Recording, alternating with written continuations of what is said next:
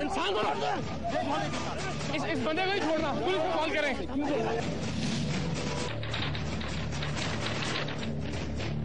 Face بک پر سریام کے ایک خیرخواہ نے ہمیں اطلاع دی تھی کہ پنجاب کے ضلع جھنگ کی تحصیل احمد پور سیال کے ایک گاؤں حسو بلیل میں ایک پیر صاحب ایسے ہیں جن کے سانپ انسان سے بات بھی کرتے ہیں اور انسان کا دیا ہوا نذرانہ بھی خود وصول کر کے پیر صاحب تک پہنچاتے ہیں. سریام نے اس معاملے کی تحقیق کا فیصلہ کیا کیونکہ ہمارے لیے بھی یہ ایک انتہائی حیرت انگیز بات تھی.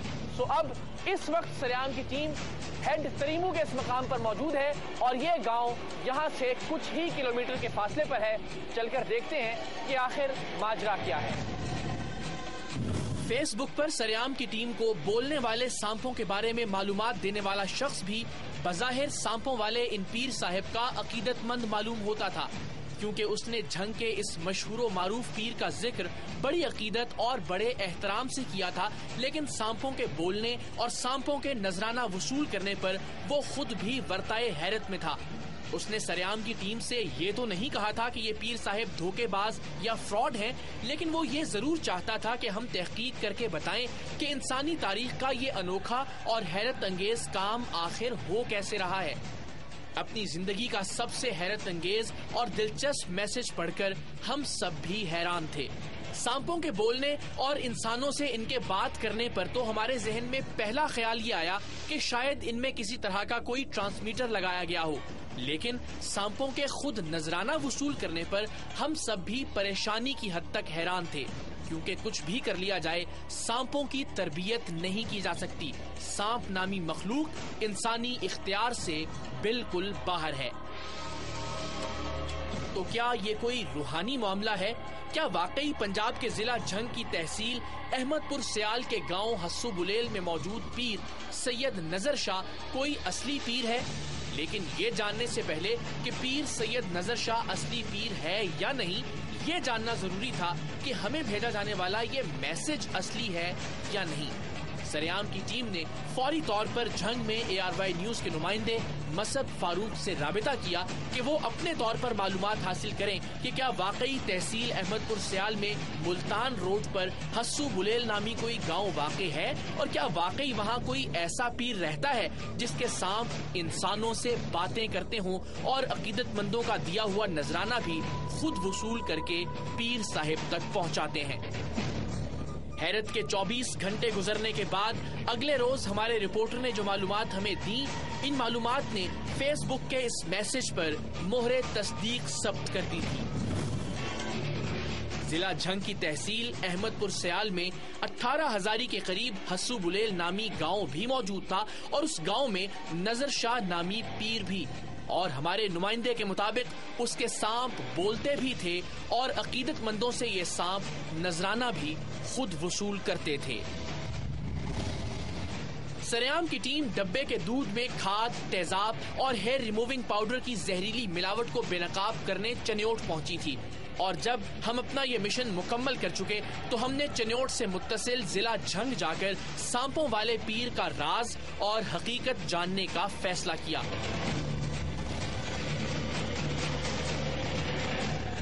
جھنگ کے ARY نیوز کے نمائندے سائل بن کر بولنے والے سانپوں کے پیر کے پاس پہلے ہی جا چکے تھے.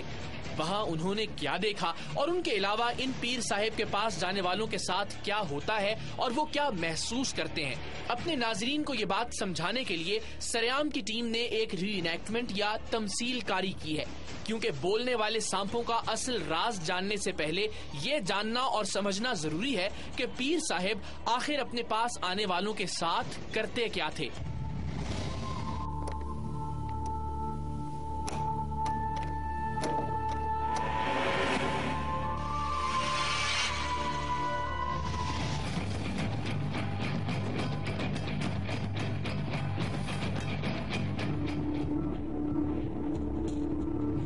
بولنے والے سانپوں کے پیر کے پاس اصل محفل جمعرات اور جمعے کے روز لگتی, جب سینکڑوں عقیدت مند وہاں اکٹھے ہوتے, اور عام دنوں میں بھی ہر وقت 2-4 سائلین ان کے حجرے پر موجود رہتے. ہوتا یوں کہ بولنے والے سانپوں کے پیر صاحب ایک وقت میں 2-4 لوگوں کو ایک ساتھ اپنے مخصوص حجرے میں بلاتے اور پھر فردن ان سے ان کے مسائل پوچھتے. پھر بتیاں بجھا کر ایک عجیب پراسرار ڈراؤنا اور خوفناک ماحول پیدا کر دیتے. پھر وہ ان سب لوگوں کو اپنے ساتھ لے جا کر اپنے حجرے کی جانب آنے والے سبھی دروازے دکھاتے جو کہ اندر سے بند ہوتے، یعنی ان دروازوں سے کوئی بھی شخص حجرے میں داخل نہیں ہو سکتا. پھر وہ سب کو واپس حجرے میں لے آتے اور سب کو دو زانو ہو کر سر جھکا کر بیٹھنے کا کہتے. سب کے سروں پر تولیہ، رومال یا پھر کوئی چادر ڈال دی جاتی اور پھر کچھ ورد اور وظیفے پڑھے جانے لگتے.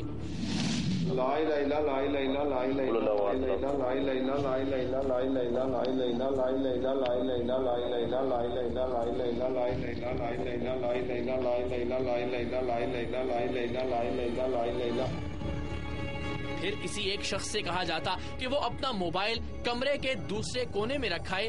ورد اور وظیفے پھر سے شروع کر دیے جاتے. کرسی پڑھنا ہے آپ نے، بس کرسی پڑھتے رہنا ہے. بابا یہ دعا کرنی ہے ان کو، لا الہ الا لا الہ الا لا الہ الا لا الہ الا لا الہ الا لا الہ الا لا الہ الا لا الہ الا لا الہ الا لا الہ الا لا الہ الا لا. حسو بلیل گاؤں کے اس قدیمی مکان کے نیم اندھیرے کمرے میں خوف اور وحشت کی ایک فضا پیدا ہو جاتی.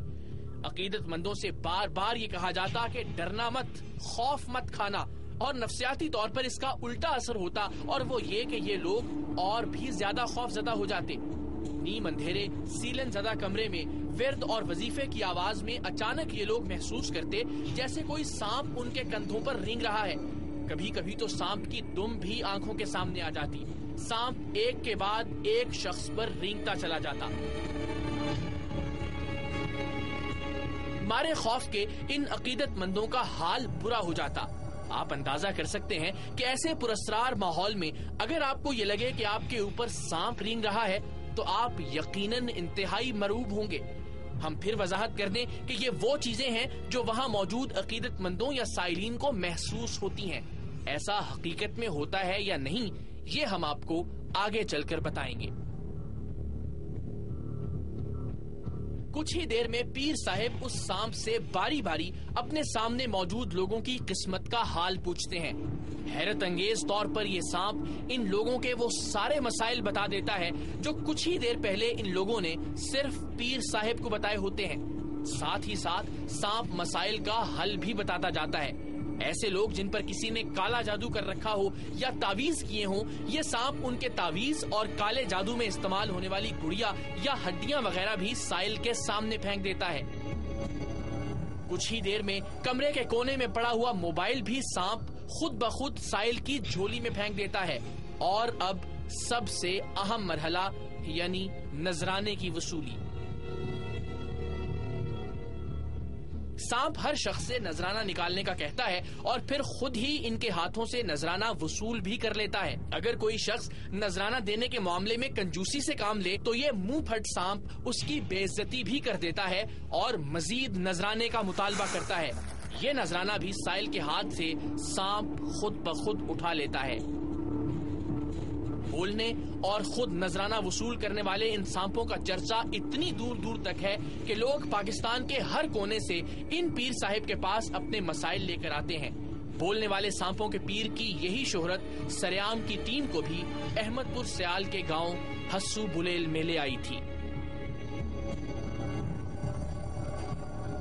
ہم نے حسب روایت اپنی ٹیم کے ایک رکن کو سائل بنا کر بولنے والے سانپوں کے پیر کے پاس بھیجا.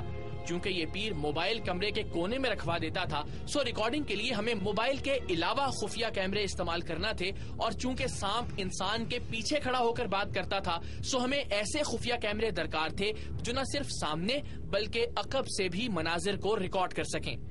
سریام کی باقی ٹیم ایک خاص فاصلے پر موجود تھی کیونکہ گاؤں میں تو ایک کونے کی خبر آن کی آن میں دوسرے کونے تک پہنچ جاتی ہے اور میڈیا کی موجودگی کا ڈھنڈورا تو اور بھی زیادہ زور و شور سے پٹتا. دوسری جانب سریام کا نمائندہ بولنے والے سانپوں کے پیر کے حجرے میں پہنچ چکا تھا. سریام کے کارکن نے پیر صاحب کو بتایا کہ وہ کراچی سے آیا ہے اور یہ کہ وہ 2 شادیوں کے باوجود ابھی تک اولاد کی نعمت سے محروم ہے، جو کہ ظاہر ہے ایک فرضی کہانی تھی. پیر صاحب نے سب سے پہلے تو قریب بیٹھے اپنے مریدین کے سامنے شیخی بکھاری کہ دیکھیں میرے پاس لوگ کہاں کہاں سے آتے ہیں. غلط کرنے والے بندے تے لعنت بھیجنا، میرے واسطے قابل احترام ہو. تسی جموں آ گئے ہو, قابل احترام ہو. بندہ کراچی جو ہے بیٹھا ہے, قابل احترام ہو. سرگوتے جو ہے بیٹھے ہیں, قابل احترام. پھر حسب معمول ہمارے نمائندے کو اپنے حجرے کی جانب آنے والے وہ سارے دروازے دکھائے جو کہ اندر سے واقعی بند تھے. اس کے بعد انہیں واپس لا کر اپنا موبائل کمرے کے کونے میں رکھنے کا کہا گیا اور پھر حکم دیا گیا کہ سر جھکا کر بیٹھ جاؤ.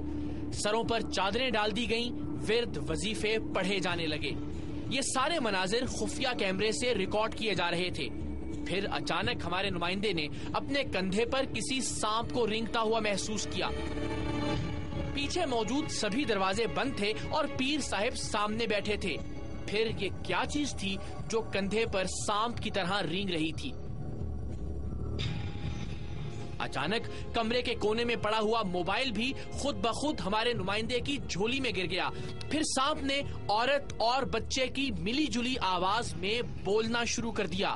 ہاں جی, شریف آدمی ہے, اس بندے لوگوں نال بڑے بڑے کیتے ہیں, ایسے نال کسی نے کیتا, ایسے کوئی طویل رات نہیں ہوئے, نہ کی مسئلہ ہوا ہے, چوری ہوئی نہ بھی پتہ کر کے کو دیو چاہے نہ طویل ہے تو طویل رات چاہتے ہو, نہ کی مسئلہ ہے. سانپ حیرت انگیز طور پر ہمارے نمائندے کا بتایا ہوا سارا مسئلہ جانتا تھا, لیکن یہ وہی جھوٹا اور فرضی مسئلہ تھا جب سے کچھ ہی دیر پہلے پیر صاحب کو بتایا گیا تھا اور اس کا سرے سے ہی حقیقت سے کوئی تعلق نہیں تھا. صاحب نے بتایا کہ کسی نے تم پر کالا جادو کر رکھا ہے. اس نے کچھ تعویذ اور جادوئی گڑیا بھی سریام کی ٹیم کے کارکن کے سامنے پھینکی اور پھر حسب روایت نذرانہ بھی نکالنے کا کہا. ہمارے بھیجے ہوئے نمائندے نے جیسے ہی نذرانے والا ہاتھ تھوڑا سا اوپر کیا, اس مبینہ سانپ نے فوری طور پر یہ نذرانہ اٹھا لیا.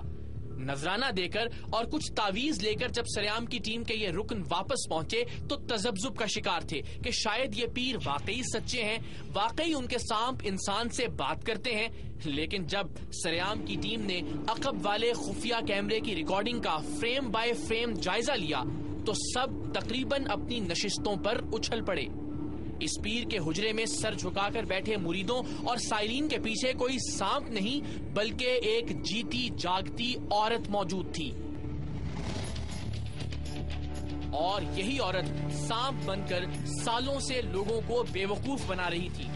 تھوڑا سا اور غور سے دیکھا تو پتا چلا کہ یہ عورت اسی دروازے کو کھول کر حجرے میں داخل ہوئی تھی جس کی چٹخنی اندر سے چڑھی ہوئی تھی. اصل میں ایک خاص تکنیک کے ذریعے یہ چٹخنی دوسری جانب کی چٹخنی سے جڑی ہوئی تھی, سو دروازے کو دونوں جانب سے کھولا اور دونوں جانب سے بند کیا جا سکتا تھا.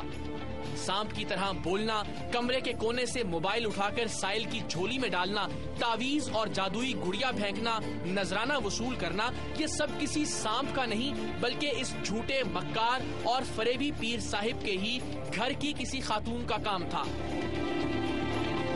جھنگ کے سانپوں والے پیر کی حقیقت آشکار ہو چکی تھی. سریام کی ٹیم گاؤں کی چھوٹی چھوٹی گلیوں سے ہوتی ہوئی بولنے والے سانپوں کے اس پیر کے پرانے حویلی نما مکان پر پہنچی. خدا کا شکر ہے کہ یہ جمعرات یا جمعے کا دن نہیں تھا, ورنہ سینکڑوں مریدوں کی موجودگی میں سریام کی ٹیم کو شدید مزاحمت کا سامنا ہو سکتا تھا. صورتحال اب بھی بہتر نہیں تھی کیونکہ گاؤں دیہات میں ایسے پیروں کا اچھا خاصا احترام کیا جاتا ہے اور لوگ کم ہی ان کے خلاف کوئی بات سننا گوارا کرتے ہیں. مگر اس شخص کو بے نقاب کرنا انتہائی ضروری تھا جس کے بولنے والے سانپوں کی شہرت دور دور تک تھی.